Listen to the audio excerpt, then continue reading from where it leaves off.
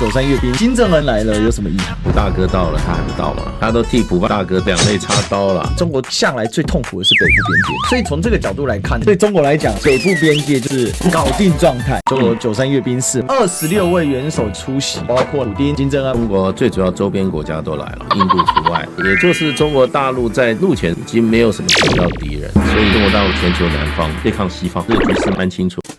Ladies and gentlemen, welcome the host.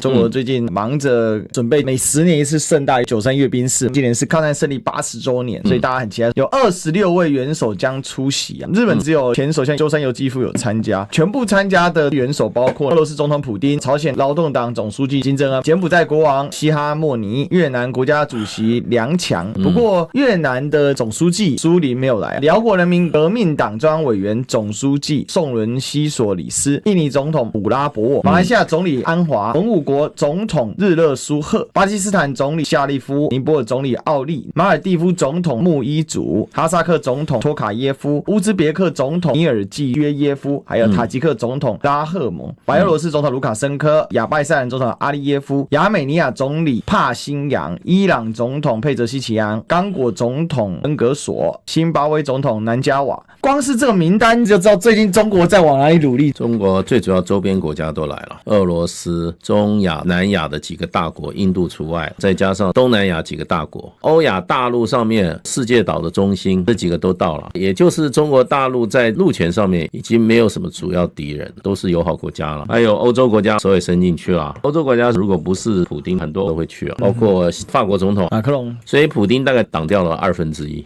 要不然说不定连川普先生都去了。那为什么中国选择普丁？这有他的战略想法。因为中俄关系现在是天然盟友，俄罗斯国土辽阔，资源丰富，对中国来讲有立即的好处，不要变成敌人。所以外交局面看起来，现在中国大陆也不能说铁桶江山，不过周边国家基本上关系是好的，就变成海洋大国对中国的侵略，中国周边有很多的缓冲国，而他们对中国大陆的强大是不具抗制性的，他们认为对自己也是一个保障，所以这个局面就变成一个陆权国家的大结合，会跟海权的力量做很大的平衡。当然美国川普他就是一个异类，那他能不能代表美国今后持久政策是一个问号。所以中国大陆全球南方对抗西方，这个局势蛮清楚了。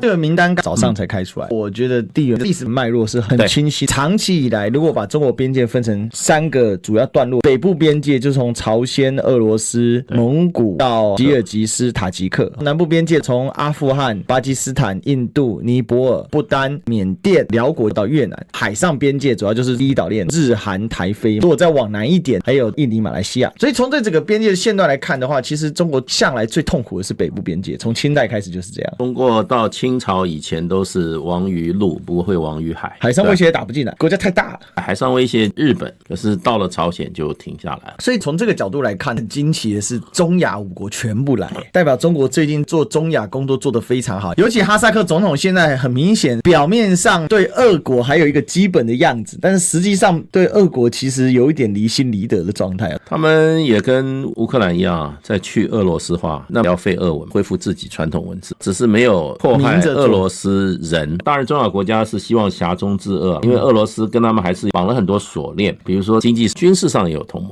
所以这些部分我觉得他们用时间来解决。另外越南国家主席梁强而不是苏林亲自来，他还是不希望越南被算入中国的势力范围里面去，在表面上，但实际上他也没有什么其他力量好靠了。美国人对他也够狠，20%，还要美国货品卖到越南是零关税，他也得吃下去。现在他自己的经济问题蛮糟糕的，基础建设不足，北方要买中国的店，可他这次普丁都到了，他不到，我觉得他也要考虑一下普丁什么感受。所以我看越南就欠修理。另外看到印度包围网，巴基斯坦、尼泊尔、马尔地夫都是首脑直接出席。大家也知道马尔地夫就在印度的西南侧，等于扼守印度洋很重要的一个国家。这也怪印度在独立以后在南亚实行大印度主义，他跟这些国家每一个都有领土纠纷，而且借着英国人的余威并吞了不少小国，所以到现在中国大陆在南亚大陆有很多杠杆。还有印尼的总统普拉博沃，这个也很有意义。我觉得他基本上也是看到世界权力的转移啦。中国大陆放弃对尼共党的支持也有很长的一段时间了，现在的情势看起来能够让印尼的经济发展快速往前，提供印尼所需要基础建设只有中国大陆了。美国已经不是一个给予性的国家了，而是收刮性的国家。中国大陆现在是个给予型的，我想这些国家应该都看得很清楚。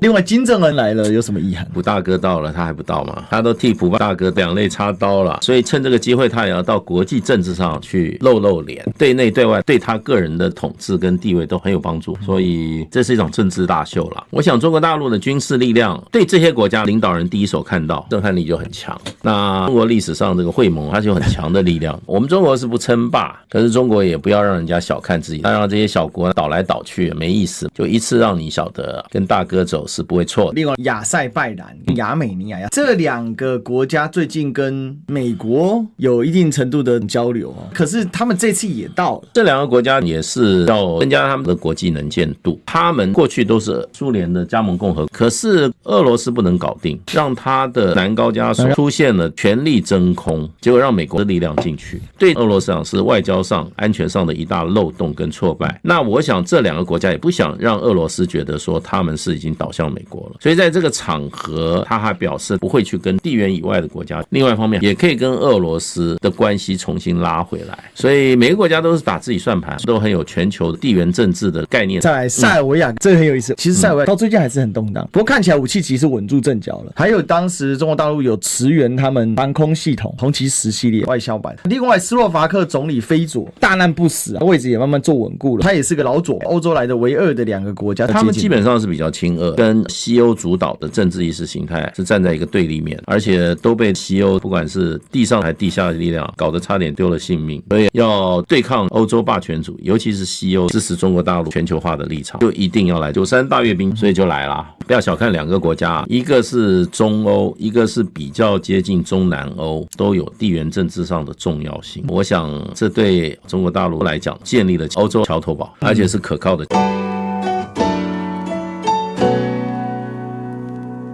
那这一次93大阅兵在全球的地缘政治上还有历史文化脉络上，它有一些新的呈现。那剩下当然是一些传统盟友啦，缅甸跟中国关系向来非常紧密。不过缅甸这个国家很有趣，我以前在泰国服务的时候跟缅甸驻泰国大使打球，他说中华文化是全世界最伟大的文化，所以不是只有军事安全力量，中国在很多地方，尤其在东南亚很文化的影响力是才根深蒂固了。其实是过去比较没有的现象，开始更多的去强调中华文化在历史上的意义。其实这些历史意义本来就存在，只是因为近代殖民再到了美国的强大，尤其中美开撕之后，很长一段时间东西又被压制下去。你看，我觉得国际地缘政治是影响文化历史的理解，很有意思。过去其实非洲跟中国的关系非常紧密，那你怎么看这次只来了辛巴威跟刚果共和国？有两个原因，第一个中国大陆有没有很强力的去邀请这么多国家一起来，这些国家就两个字都缺钱，你也很难处理。你看还是欧亚大陆为主，拉丁美洲去也不多。从这个布局来说，看起来中国主要还是以自己陆上地缘安全比较重要，所以我觉得是中国大陆没有邀的几率比较大。第二个，这种大型国际政治的重要场合，我认为美国一定在背后所有国家发出警告，你不要去。因为我觉得参与名单你就可以看出来中国大陆在外交上的重点还是由近而远，由内而外。这次的名单可以看得蛮清楚，中国大陆整个国际地缘政治的布局。